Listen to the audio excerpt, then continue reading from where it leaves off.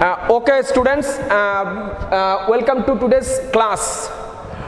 We have already completed the digestive system in the previous class. You have already learned. Today we have to start the blood circulation system. So actually the transportation of blood throughout the whole body is actually the blood circulation system. So we can say that transportation of blood throughout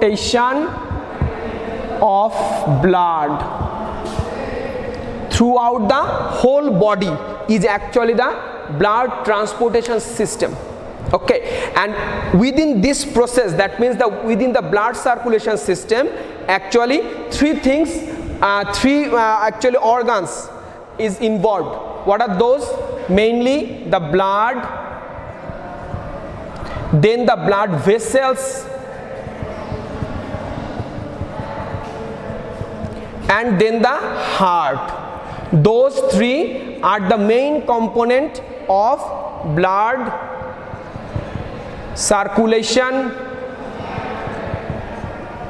system. So again, for your advantages, today's we have to discuss about the blood circulation system. That means how blood is circulated, how blood is transported from one part of our body to another part of our body.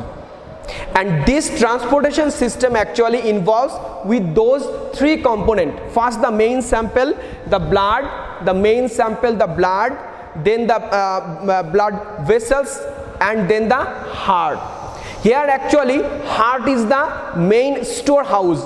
That means we can say that blood is start circulating from heart to different parts of our body and return back to the heart from different parts of our body to heart. So that's why we have termed that heart is the main organ of blood circulation system.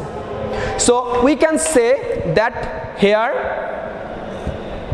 first heart to different part and then different part of our body to heart. So in those two ways is actually blood is circulated. These two ways, that is heart to different parts of our body and then different parts of our body to heart. So from that description we can easily say that heart is the main part of the blood circulation system. So we have already learned little bit about the blood, the main sample, and then the heart and the blood vessels.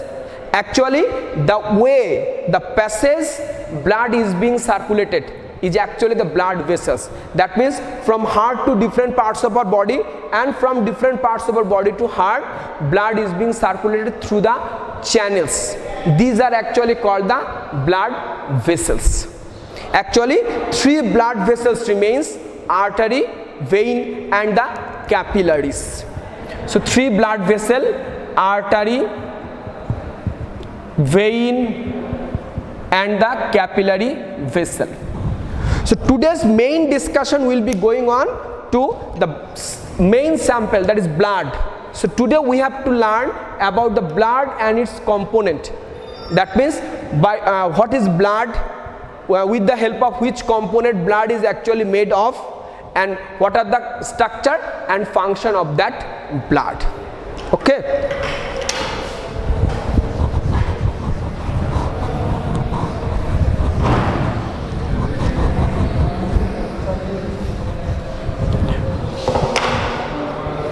So first we have to learn about the blood.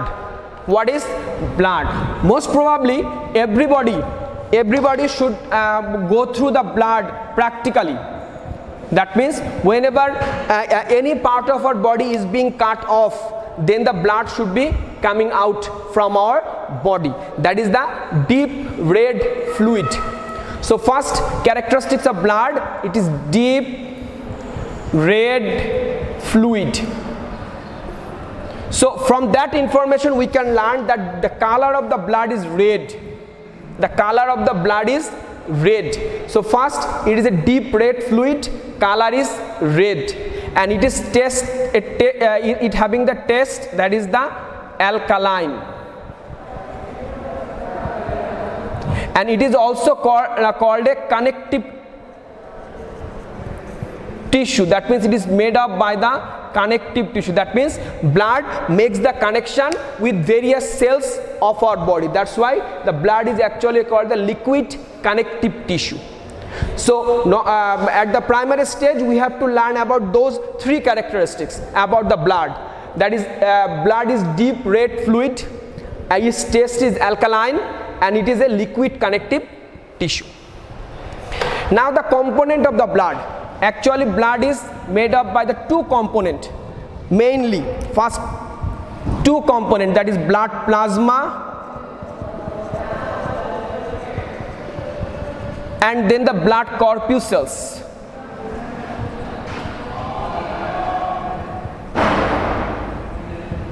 The blood plasma and the blood corpuscles. So we have to learn about those two parts, blood plasma and blood corpuscles. So first of all we have to start from the blood plasma. Actually blood plasma is the main liquid part of the blood. That means total 55% of the blood is actually the blood plasma. So 55% of the blood is the plasma, and rest of the 45% is the blood corpuscles. Okay, and among the 55% is actually 90% is water and 10% is other substances. That is the organic, inorganic and gaseous substances, but both of them all are important for our body. So we can say easily that 55% of the total blood is blood plasma, 45% of the blood is blood corpuscles. Among the 45% actually 90% is water and 10% is other substances, that is organic, inorganic and the gaseous substances. So then the function of the blood plasma. Actually blood plasma carries the oxygen and the food of our body through the blood. So it carries, what will be the function? Function will be, it carries oxygen and food throughout the whole body. So mainly the oxygen should be circulated with the help of the blood plasma. Okay, and also the food. That means our body gets the nutrition with the help of the blood plasma. Okay, and then we have to go through the blood corpuscles. We have already learned that 45% of the blood corpuscles is actually the 45% of the total blood, and it is actually divided into three parts. Three actually corpuscles, that is we can shortly we can say RBC, then WBC and then the platelets. So in full form it can be said that is red blood cell, white blood cell and the platelets. Both the three components are very important for our body's growth and development, and both of them having some sort of specific function and structure. So first of all we have to start from the RBC, that is we can say the full form is red blood corpuscles. So actually this red blood corpuscles having a pigment, that is hemoglobin. Due to the presence of that hemoglobin actually blood looks like red. I have already mentioned in the earlier part that blood is actually the red in color. So due to the presence of the hemoglobin, our blood looks like the blood, and oxygen in this blood is actually circulated with the help of this RBC, red blood corpuscles. Then the white blood corpuscles. The white blood corpuscle is actually termed as the soldier of our body. That means WBC is the protection zone of our body. Whenever any sorts of germ tries to make their entry to our body, then WBC makes the collision with them. If WBC wins, then our body is protected. If WBC fails, then the germ make their entry to our body, and our body then suffer from various diseases. So that's why we have to improve our WBC level to protect against the germs. And then the last one, the platelets, which actually the main function is to clotting the blood. You have already looked at this process most probably, that whenever the blood is coming out from our body, after sometimes it is being clotted. It is actually done with the help of the platelets. So both the three blood corpuscles, the red blood corpuscles, white blood corpuscles, and the platelets, all having some specific function. So we have to maintain our blood level at a very high level. That means the hemoglobin level should be within a certain range. With the help of this one, we can improve our body's growth and development.